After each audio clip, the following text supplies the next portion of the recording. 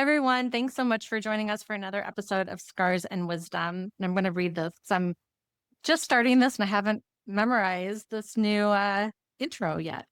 So, this is a conversation space where we honor the truth of what we've been through and the wisdom that now lives in us because of it. So excited today to talk with Tiffany Rochelle. And Tiffany, I will let you explain a little bit about who you are and what you're doing in the world. But hello, I am Tiffany Rochelle. I am also known as the People's Cheerleader. What I love to do is encourage women to rid the toxins from their hearts and to set goals that are true to themselves. There's plenty of times that we will hold on to different things that's happened to us in our past, and we will allow that to make us bitter, and we'll become real angry and upset about that. And that starts to spew out into our everyday lives. And in the process of that spewing out to our everyday lives, oh, she's mean. She's upset. Why is she like that? Well, there's some stuff that she's holding on to. So you may not have known that story, but there's some stuff that she holds on to. So if we work together, then I help you to excavate those things from your heart, set some goals that are true and authentic to yourself, and then we grow from there. That's who I am. I published a few books, and I have a show, and that's me in a nutshell. Well, at least the working version of me. Me, I'm just a fun individual. That's a mom and a wife, and I just love trying to make people smile. Well, you do a good job of that because I've only known you for a hot minute and I've been smiling the whole time that we've been talking already. So you embody that for sure. Thank you. Oh, that makes me Absolutely. really good. Flattering gets you a lot of places, Toots. Thank you. Well, it's all sincere. It's very sincere. Appreciate you. Thank you. I love what you're doing in the world. It's so cool. And I love you for people's cheerleader. Like who doesn't need a cheerleader, right? I mean, so I love that you've named yourself that and no doubt that you are doing that for people. I can see that. I just loved it, especially for me, I'm a church girl and my kids played sports. They did basketball, t-ball, and cheerleading. I feel like I'm missing track. So they did that. So I was always, yeah, all right, yeah, yeah. And so it's off. And if my, Have you ever seen a video of yourself at one of those? I cannot confirm or deny that. Because I did. And actually, before I knew it was me, I just like someone was playing it. And I just heard, I was like, oh my God, like Oh, calm no. down. And I was like, oh, that was me. Oh, I have, yes, I own it. I have done it. Yeah. What's crazy about it is I've heard it. I thought it was very obnoxious, but it was encouraging also. And the Oh, crazy thing about it is I didn't like it because I was so close to whoever was recording because I just felt like it was like a bit much. However, it's when the kids hear you down there or they be like, Winston, that's your mom up there. Jamal, that's you. And so it was just, it became fun. And they would be like, I heard you from where we were at. And I'm like, wait, you like that? I'm glad you was at our game. They could always tell if I was missing something because they felt like they were missing something in the stands. So I was like, I've always been the cheerleader. So rather I am out there on the court, I'm in the field, or I'm at church. I'm always going to tell you to come on. I even on the internet streets, and I'll meet an individual as we talk. I real life become sincerely proud of the individual. So I'm like, you can do it. Stuff. You bet not give up. I probably become a little bully. So I'm like, you better not give up. So that's just me. That's my real life heart. It's not something that I put on. I real life genuinely am just like this. and It's a that's the coolest thing is just finding that uniqueness that we all possess and just stepping into it like we were talking about, like owning that. And then people like love that part of you, right? Like those parts that were like, ah, we're too much. It's like, no, that's like the thing. Like that's what people want. yeah, So straight up. They need that. And a lot of people are they missing it. do. So I'm grateful that I get the opportunity to embrace it. I haven't always embraced this individual that I am. I kind of hid it for a little while. Sometimes I hid it because I had to. And then there was other times I didn't want individual. I didn't want to outshine whoever I was there, or around. So I really realized I'm just me and I'm not going to be somebody else. Why be somebody else when I can be me? That's the slogan of my company is why be somebody else when I can be me? Everybody else is taken. So I'm going to end up being who I authentically am. And I actually wrote a song about that too. It's called Be Me. Boom.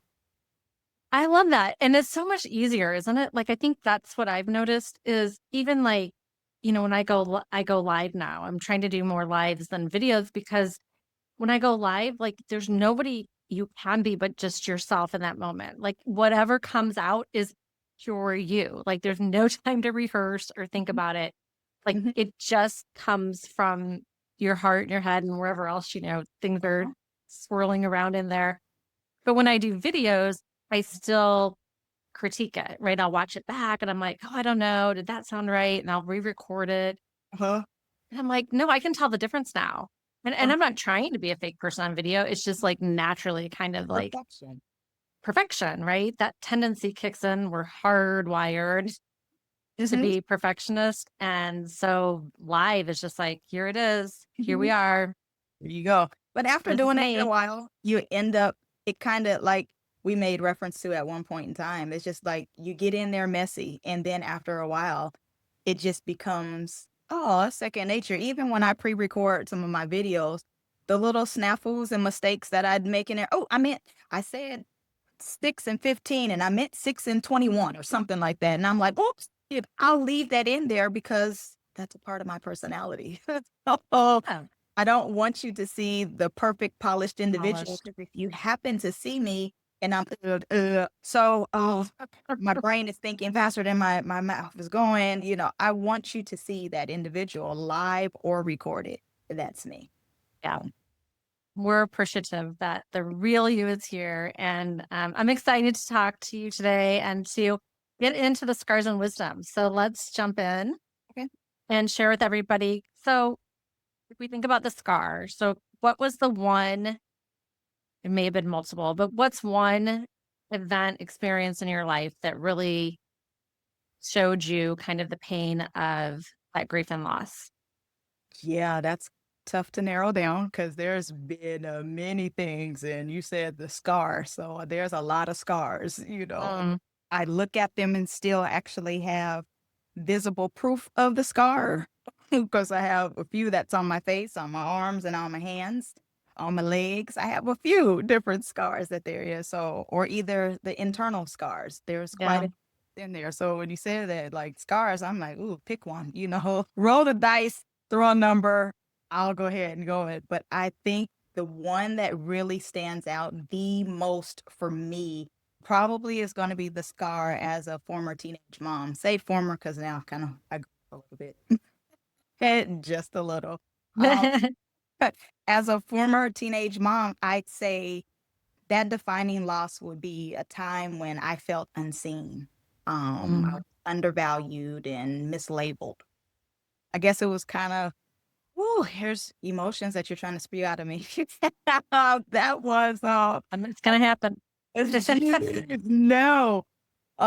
But that was a time when I was counted out before my crown ever had the chance to shine. Oh, So wow. that was a time for me. It was pain for real. And that was rooted in people judging the chapters they walked in on without getting the opportunity of reading the whole story.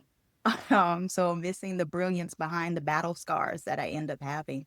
They could see the version of me that used to shrink just to keep the peace.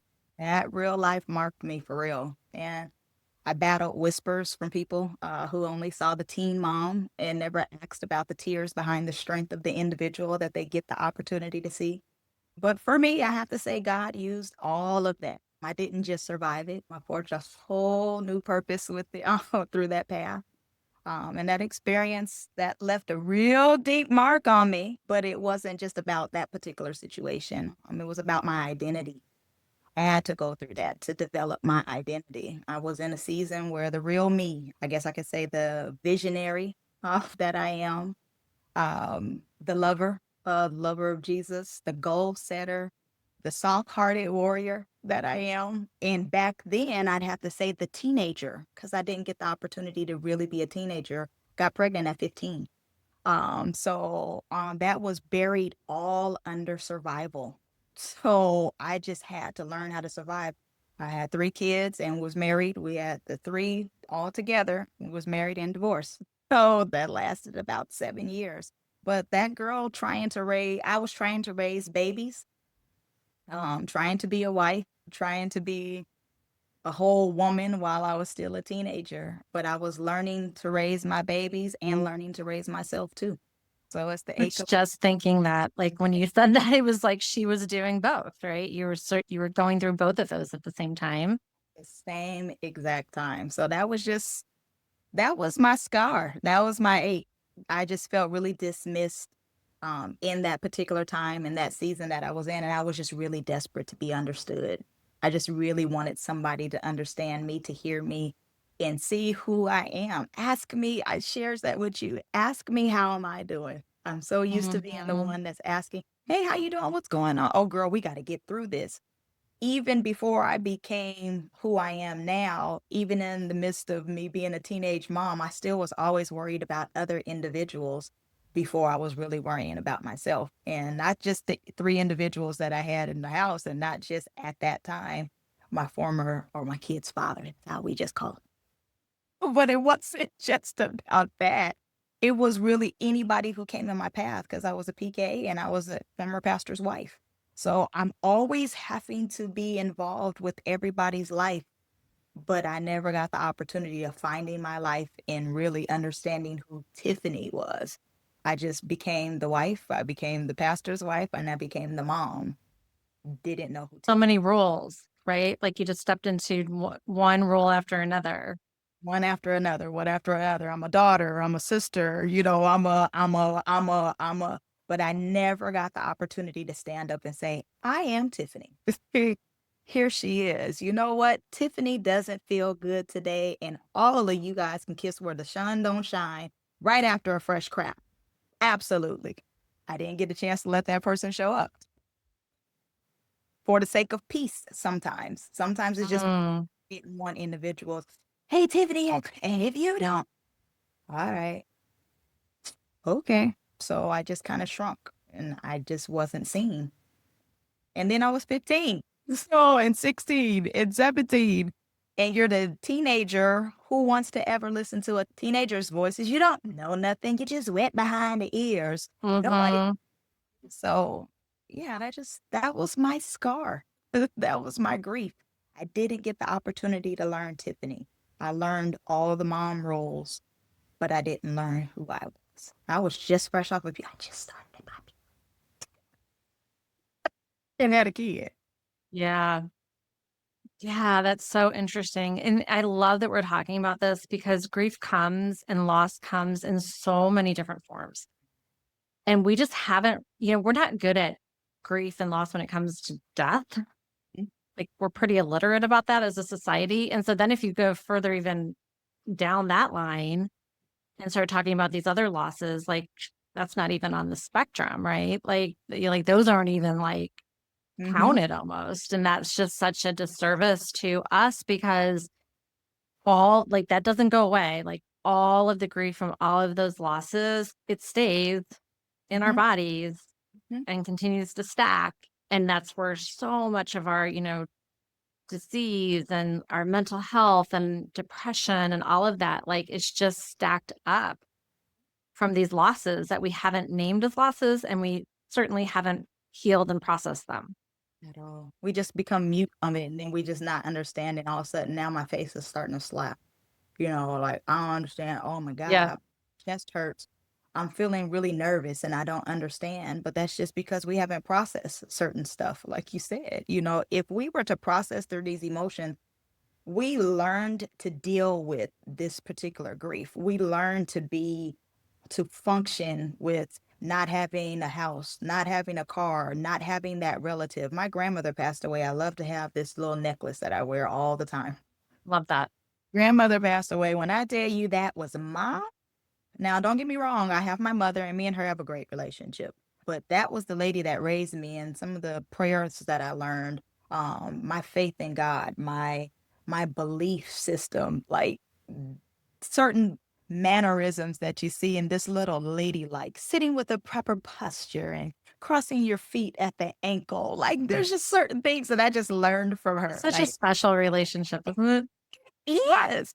So like that was my angel and she transitioned and I'm like, but I had the opportunity to kind of prepare for it because I knew she was sick. She had dementia and she became blind. So I started to kind of prepare for this. I understand my grandmother passed away. I want to say she was like 98, 99 years old when she passed away. So she passed away in what 2020. Mm, So I knew she was gonna do it. She's not gonna live all the time. So, I had to process that, but then I'm like, now she got sick. So I don't want her living like this. I miss having conversations with her. And then when I'm talking to her on the phone now, she's constantly saying the same thing over and over again. I'm like, woman, I just answered that.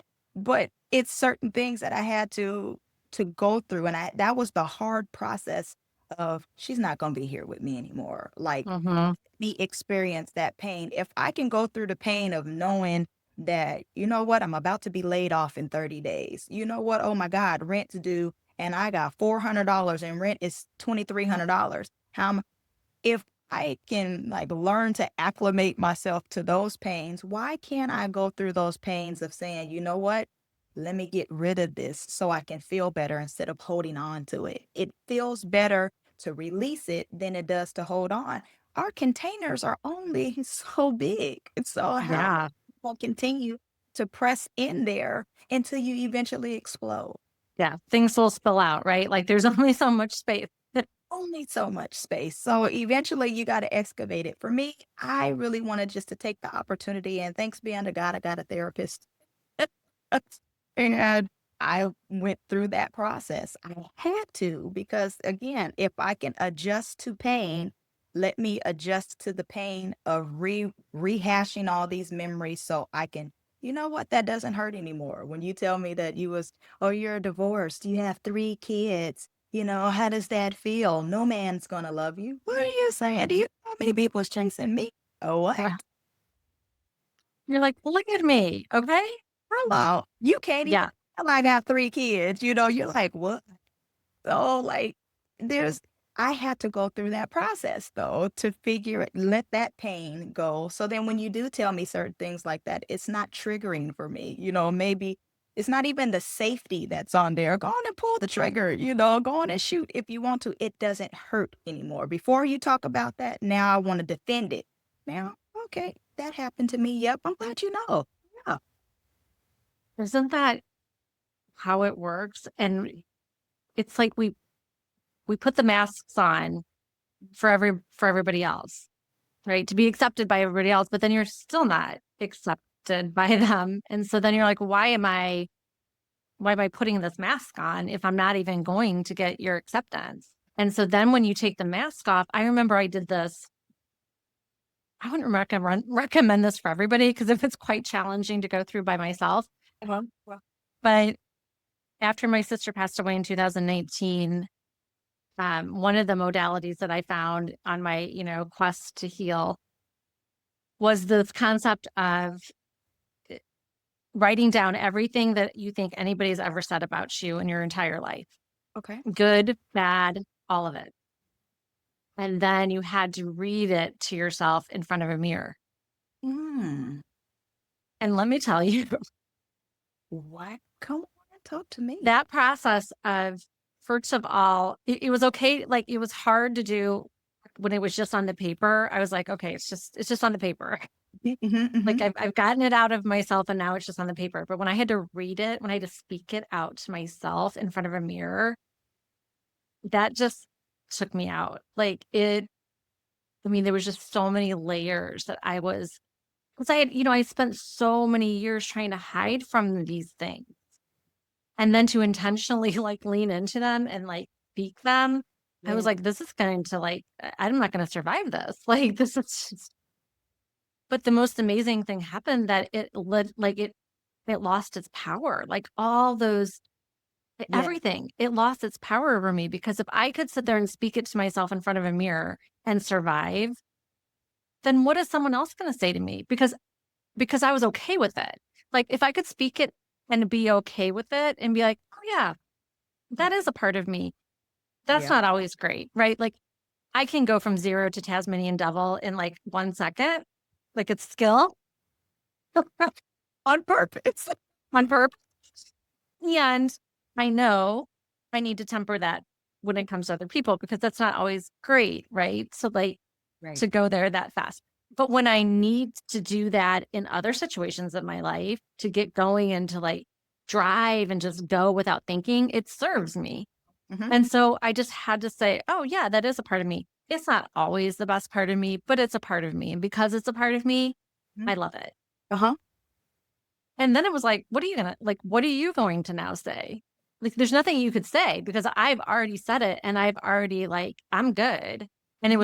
it was one of the most powerful things I've ever done. Mhm. I low-key wanna try that.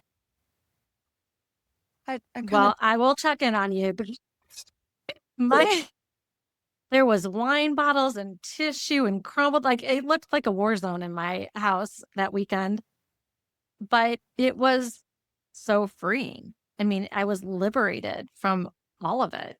Yeah. I think that would And be that's what keeps us in a prison. So, it just we're in a prison in our own head of other people's judgments and expectations.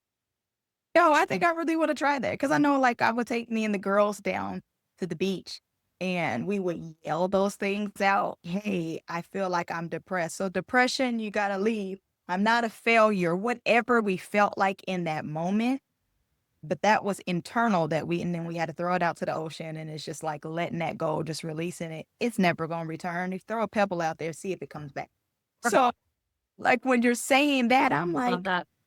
and because there's a lot of times that we will get handicapped and handcuffed to what others think that we are or how other people see us. And like, oh no, I don't want you to see me in that light. Even I told, hey, I grabbed me a rag because just in case, I don't want you guys to see me do no ugly cry, like, and I'm having personal summers too. So ugly cry and personal summers. Listen, take it easy Yep. on me. I'm gonna try that. I'm not gonna lie to you. I'm writing it down. I'm trying it.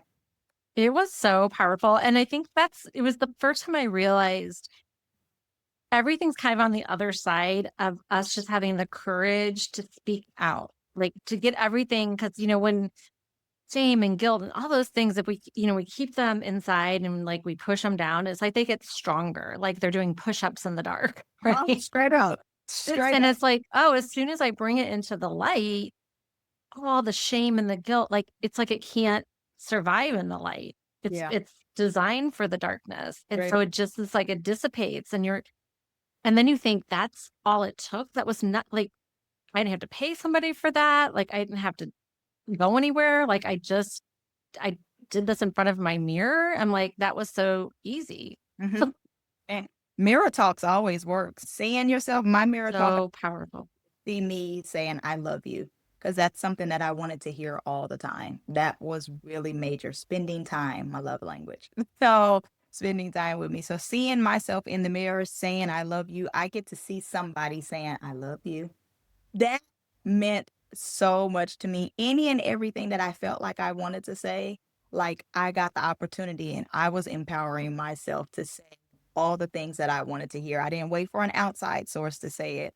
I'm waiting to hear me say it. Nobody else can beat me being me. Nobody else can beat me loving on me but me. So like that mirror talk. And so if somebody else want to tell me I'm a failure, I already this exercise that you was making, I already said it, but I've overcame it. So like, yeah, you telling me I'm a failure, I ain't no good, I'm ugly, I got this jam bag for an arm. I don't care, has no power, whatever. It just doesn't. And it feels a little magical. You were like, what kind of magic just happened in this? Like, A what? sorcery. What kind of sort? Like, what? Yeah, no, it's mirror talk is powerful. I also wrote, I'm enough on all the mirrors in our house. And just the condition, my kids were like, this is embarrassing. Like, can you take this off? No. So I wrote it in lipstick. And I'm like, no, this is important. And like, just the act of every day looking in the mirror and subconsciously taking in those words, I'm enough, I'm enough, I'm enough. It works. And that's another free thing. What I'm realizing is there's so much available to us that you don't have to go hire anybody. You don't even have to leave your house. Um, Like this mind hacks, like it's just like one mind hack after like I feel like that's how I like survive life. I just hack my way through it, like with these different things that I've learned. Needed this hack before I have found a therapist that might have helped and save me money, but I'm grateful for my therapist. I really am. But Yes. that might What have you it. needed at the time. But yes, no, it's whenever, I hear someone say I can't afford that, I'm like, I get it. And there's also so much that you can do just on your own that that is going to make an impact, that's going to make a difference. Totally. We just had to be open, right? We just had to open our minds to trying some new things and trusting that we have what we really need inside. We truly do. Absolutely. Totally agree with that. Oh, you're so wise.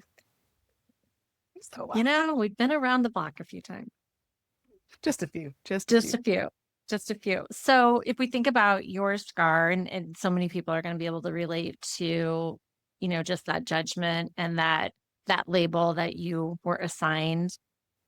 Like, what's the biggest impact? What do you think? How did it change you back then the most? Back then, I mean, it kind of put me in a slump where I didn't want to talk to individuals, but it also helped me to see what I needed to see in me. And that became the catalyst for my message that my past doesn't disqualify my purpose. So I did feel disqualified quite a bit and I just felt counted out quite a bit. But back then, that was then. Like I had to let go of some of the past because past, I said past, and that's back then already. So it's fleeting. It's never, that's then. There's nothing that I can do about that. And that was the greatest, that was the greatest thing I could do is just to let go of that. So, and I never gave up. So life tried to tell me otherwise. And there was a lot of things that I really wanted to give up on, but I couldn't do that. That loss of innocence, that loss of identity, the loss of control, and even the belief that I thought things couldn't change. That was real. So, Oh yeah. yeah, we're told that, right? Like people don't change. I remember specifically hearing that all the time growing up. People don't change. Hmm. We are who we are. And that is Hmm. absolutely what I was playing on. Like that was the field I was playing on. Hmm. And it wasn't until I was thinking about this last night. I don't know why, Uh-huh. but I was 48 years old and I'm not saying that like this is the truth. Yeah. It's kind of embarrassing, but it's the truth. I was 48 years old the first time I heard the term belief system. And I was like, how is that possible? Like, I Seriously. mean, now it's the world I am so in and I live in that world. But then I'm like, well, because I would never like, I had no reason to even think about belief systems because I was always told you are who you are. Like, who you are when you're young is who you're always going to be. And it Yeah. was just like set in stone. Right. And so my mind never thought to like explore anything different than that.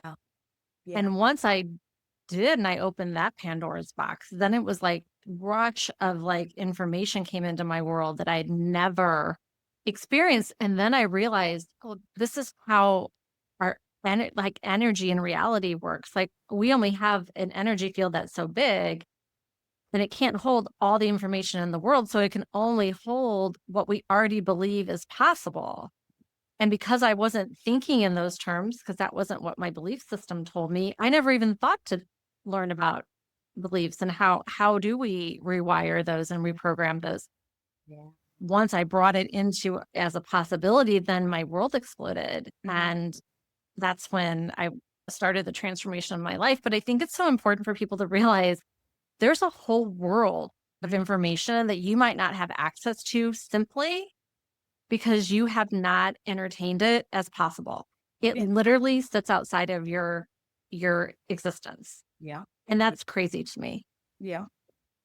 So I think open your mind, right? Like that's like that open your mind to different things and watch how you now have access to information that you never had before. You have to. You got to definitely open up your world because you never know what you're missing out on. And don't get boxed in by just what you see. It's okay to expand. As parents was tell us, or adults would tell us all the time, you said it best, you just are how you are. But you are how you are because you were molded into that. So you were created to be this type of individual, and who you want to be, that's who you're going to be. I didn't want to be the angry individual. I didn't want to be the bitter individual. I didn't want to not know who I was. So I decided to take my life. I took control of that. And I'm like, all right, here, God, you know what? I hear you. I deepened my relationship with him. And I didn't want to be stuck on, just stuck on stupid. I didn't really want to be stuck on that, just being stuck in being a 16-year-old. Here I am, 28 years old, and I'm still stuck at being 16. Come on. No, that just can't be. Grow up for real. And I'm grateful. Yeah. I'm grateful that I read a book. I'm grateful that I got a therapist. I'm grateful that I found a coach. And I'm just grateful that I got the opportunity to grow. I didn't want to be bothered Yeah. by like that. Because think about, I mean, it would have been very easy for you to get stuck in that, right? To take all those things people said about you and just accepted it as true. And think about how different your life would be if you just said, yeah, you're right. I mean, yeah, I did get pregnant, when I was a teenager, and you just believed all, everything that was in that box of, what a teen mom is. Hmm. And you never broke through that. Like your life would look completely different. Yeah. Yeah. I didn't want to be marked by just that pain. I didn't want to be marked by just that. Sure, that might have been some of my experiences, but I'm grateful God met me in it. And I didn't just go through it. I transformed through that. I didn't numb it. I named it. I became victorious about it. I didn't stay bitter. I built from that. So like I'm Mm, really grateful that and I didn't just sit back and I was just like, all right, this is what life handed me. I'm just gonna bounce back and chill out. No, I decided I'm gonna stand up and say, you know what? I'm free from this and I need to help somebody else get through this. So this is something that I didn't go through all of this just for me. I'm going to help somebody else go through this too. So I decided to become a walking billboard for redemption. You're not the I only teenage parent. I love that because that is if we can take our pain and turn it into a roadmap for somebody else to grab onto and know that one, they're not alone, right? They're not the only person that's experienced this. But two, let me help you. When I went through my experience, I mean, it took years, like a couple years, a lot of money that I invested in different things. And I did get to the other side of it. And I'm like, okay, I understand why it happened that way because I was supposed to teach other people. So I had to like try all the things and like, but not every, it doesn't have to be that experience for other people. Like there is a way for you to now say, grief, it's very unique for everybody, but I have realized there's certain stages and gates that you walk through that would be very helpful to have known, right? Like it would have been really lovely for somebody to say, you're still going to experience this the way you need to, but let me kind of let me kind of show you here's some of the things you're going to really want to pay attention to. I would have Mhm. loved that. Oh, definitely would have loved that because what my past is your present. So what you're getting ready to experience or you have experienced this particular loss, I already did. So let experience be the teacher. I had that. Now you still going to have an experience of your own. However, Right. you want to have, like you said, a roadmap for it. You know what? Well, I remember Tiffany said, I remember Karen said, and okay, this is the minute. Okay, breathe. Just breathe. All right. Inhale, exhale, breathe. Everybody on top of the dirt is doing it. Breathe. I need to embrace this moment and do this. Because if I don't, oh my God, like feel the Yeah. moments. Thankful for individuals that will open up and giving others the roadmap so that they're able to navigate how things happen in life. And it may not be as detrimental for them as it was for us. So And I feel like if everybody did that with the hardest things that they've gone through and we just traded that, like let's bring back bartering. yeah. By the way, I think it's a fabulous idea and I really want to bring it back. So I may start that movement as well. Um, I'll get on. but I kind of feel like that's what we're all supposed to do, right? Like we're all supposed to get through the hardest things and then help other people do the same thing. And if we had a world that everybody was doing that, like that's a beautiful place. I want to be there. Like Uh-huh. that's the world I want to live in. I'm for it. I Yes. love that. Yeah. If I I can't love live this. in that world, at least let me get a ticket and come visit, okay? Yeah. Yes. Yes. I love that.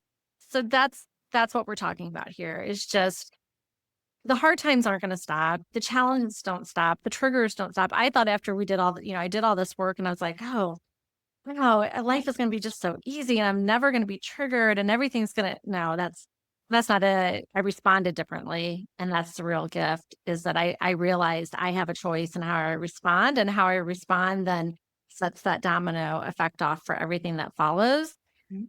But we talk about grief and loss a lot. And I think some people, hear the term, I turned it into my purpose or I found the meaning in it. And I think some people, that's hard for people to grasp. Like, how did you ever find goodness in something so devastating? And when it comes to death, I always say, you're never finding meaning in the actual death, Yeah. right? There's no meaning. I don't believe there's meaning in the death.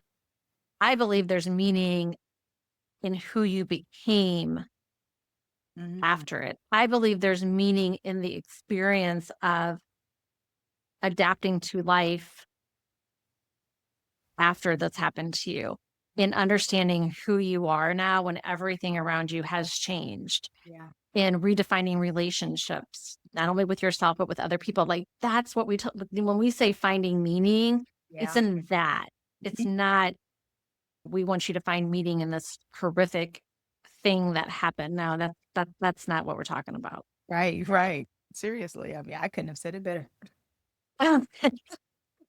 Really could have said it better. Like, you I'm with you. I mean, you gotta find you in any and every situation that you go through. For me, that I realized that I was able to find me because I realized I stayed in rooms and relationships and even roles longer than what I needed to. And once that realization came on, like I was like, oh wow, okay, the light real life did come on. And I'm grateful for that.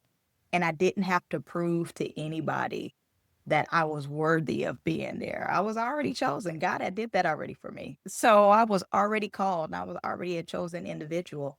And then I had to forgive people who never said I'm sorry and forgiving myself even for trusting what I knew certain people couldn't carry me, and that was me finding my purpose in situations that's happened to me previously, even with the transition of my mother. I lost my mother, I lost both grandparents. I think the only surviving individual that I have right now is my two brothers and my mother. But my father, grandparents, and my only uncle that I had. Everybody has transitioned. So it's like, but life still goes on. And even though they have transitioned and they're no longer here, I had to transition to learn what life was like without them. I still have to breathe. I still have to eat. I still have to bathe. That's something super important, especially because I'm going through the changes of life. Personal summers are real. Yep. But really, Sometimes we have to shower a few times during the day.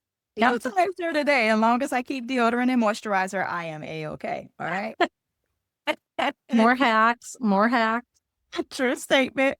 But I mean, it's just you're learning how to process through them. And sometimes it's just minute by minute. You can't get through day by day. Sometimes you just have to go through that moment by moment, that minute by minute. Sometimes it's even seconds. Like, reward yourself with, I got the opportunity to sit up out of the bed. Like, I didn't get out of it. I'm gonna celebrate the fact that I sat up. Like, okay, Mhm. like I went to the bathroom today. I didn't get a bucket and just use it. I mean, that's being excessive. I haven't done that. But, like depression hits people differently. Yeah. And I love to watch the show Hoarders, and there's a lot of individuals that will become depressed, and it's just like they grab the newspaper, and now next thing you know, their living room is full of newspapers. Their depression hits differently. Sometimes I'll be honest, when I have my moments of depression, you will never know that I'm depressed. Why? Because I function through it. So you'll see me smiling. You'll see me, hey, high five. What's up? You never get the opportunity of knowing that. For me, for Tiffany, that's a dangerous depression for me because you never know it. So when people ask me, hey, how are you doing? That matters to me because I'm like, are you being nosy or do you really want to You know? really want to know. Oh, Well, seriously. I'll And tell you. Because I really will. Like, Yeah. I'm just that individual. If you're asking and you're really concerned, even when I'm in the grocery store, I don't walk past people and say, "Hey, how you doing?" and keep walking. If I ask you that, I'm concerned about it. And I really felt like I needed to ask you, "Hey, how's your day?" What's going Mhm. outside of that, if I just pass by something, I go, "Hey," I've learned how to do that. I don't wanna just ask a question and not really be concerned. But for people like me, if I have my little bouts, be concerned about individuals because you never know how strong people are going through depression. You never know how anxiety hits individuals. You never know what it looks like. So, but you still have to Mhm. function. So you still have to, and that's what I'm saying. I celebrate if I got up at one point in time of my life, I got up and I was like, I brushed my teeth today. That was something to celebrate. And I love my teeth. I'm Truly. smiling. I listen, I just love showing my teeth. But for You me, have that beautiful smile, yes. yeah, I told you already, flattering gets you a lot of places. Chill out. I mean, I So feel like it's easy to do with you. Gosh. I'm like fangirling over here. stop it. But seriously, you have to do that, but still find your purpose. Learn how to grow through it. And we have to move through it. We got to move on. Life still happens. Life goes on. Yeah, and I think for everybody, that's I think the one message that I hope that everybody hears over and over again is that's going to look different for everybody. There's no wrong or right way to do this. And so, I'm talking about the scar and I'm talking about the wisdom because that's who I am. I'm somebody who is just almost obsessed with transformation. Mhm. But I don't think there's anything wrong with anybody if they never find the wisdom, if they never take their pain and turn it into purpose. That doesn't mean you're doing it wrong. That doesn't mean that there's something wrong with you. That's just your experience with it. Yes. And so when I started talking about this with grief, I was holding back. So I'm like, well, I don't want anyone to think they're doing it wrong. And like, just because this is, what I did and I came out of it. And I know a lot of other people have come through it and they turn that into something that they're now helping other people with, or that's their new career or purpose in this world. That's just one way. It is. Like there's so many ways and none of them are wrong. It's just different. Uh-huh. It is there, and it's It's okay different. to be different. It's okay to be different. There's a lot of comparison when it comes to grief. And Mm, I really hope that's one thing that we all just commit to, yeah. dropping the comparisons and just knowing that the most impactful experience and loss that you're experiencing is the one that you're experiencing. That's it. Loss can be different. I mean, there can be different types of loss. There are different types of losses. There's different types of grief. Yeah. And, we can acknowledge them as different, but to compare, that gets dangerous because then that's when we start to like shrink back. And even like losing my sister, I remember feeling this way. I'm like, but my parents lost their daughter and my brother-in-law lost his wife and my niece and nephew lost their mom. And so I'm like, I'm just going to kind of Mhm. that's worse than what I'm experiencing, right? Like, that's how it felt, Mhm. Mhm. and once I could, work through all that, I'm like, "No, my pain is valid too." I mean, Yeah. she was my sister, Mhm. my only sister, and I can own that, like, that's okay that and so I really hope that we can get to a point where comparison in general is just something we don't do anymore, but especially with grief, and just acknowledge that Mhm. my pain's valid, your pain's valid. It's all valid. And whatever you experienced is the most impactful loss. It is. Oh, that's good stuff, girl. Dropping gems and dropping nuggets, toots. I mean, I think about loss and grief more than any one person should. But see, we need Being in this different space. tools for this grief because just even like what I do coaching and I deal with heart matters. Like how I deal with people with laughter and, being on the lighter side of it and hee ha ha. And that's the way that I get through it. That's what helps me through. And individuals that are ready for that, I'm here for that. But there are certain individuals that they need somebody that's going to give them a stern kicking in the butt. Now, don't get me wrong. This smile definitely gets real stern. Okay. But When you need don't to. Yeah. definitely does. But there are a lot of more people that will operate off of the no, what you're going to do. Okay. You got these 3 steps that you're going to do. There's different individuals for For everybody. And everyone. so when I go through my process of figuring out, hey, you know what? I am not going to be the greatest coach for you, but guess what? I got somebody else that I can refer you to if you would like for me to. There's different people for everybody. So the way that I went through stuff, the way you went through stuff, there's always somebody else. Sure, everybody seemingly wants to be a coach. Everybody wants to talk about forgiveness. Everybody wants to talk about grief. Everybody wants to talk about whatever they're talking about. Let everybody talk about it because certain people have certain situations that need us. Other people can't handle it. They need a specific individual. Yeah. So, Yeah. And I'm realizing that just be your truest version of yourself, and the people that resonate and need exactly what you can help them with in the special way that you do it yep, will find you. Like totally. that's true. I'm seeing it happen like real life. It's true. And then you can just show up and be you and help them in the way that's authentic to you. Like it's so much easier. It Just feels feels so much easier for everybody, right? Like it's just a win-win-win all around.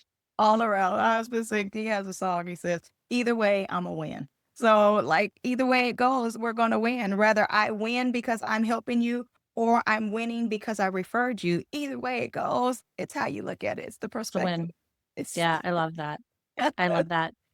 So the last question, even though I could sit here and talk to you for hours, for sure, yeah. is if you could go back to the teenage you, Mhm. what would you say to that, Tiffany? That version of Tiffany? That version of it, don't stay in situations longer than you need to. Like the you needs to show up. And Mm, how my company came out, be you. You need to show up for you. You need to appreciate who you are. The airlines say it best, secure your mask first before you go help anybody else. And my daughter is actually the one that taught me that lesson because I breastfed all my kids. smart. Like I learned so much from them. Like, where'd you get so smart?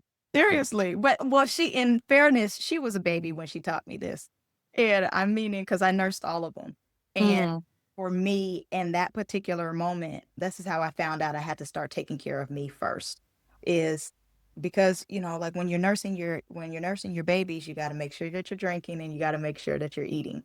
Well, for me, I wanted to make sure that everybody else was taken care of and making sure that you got your food and you got your food, and I had my kids are Irish twins, they're the same age for 4 days.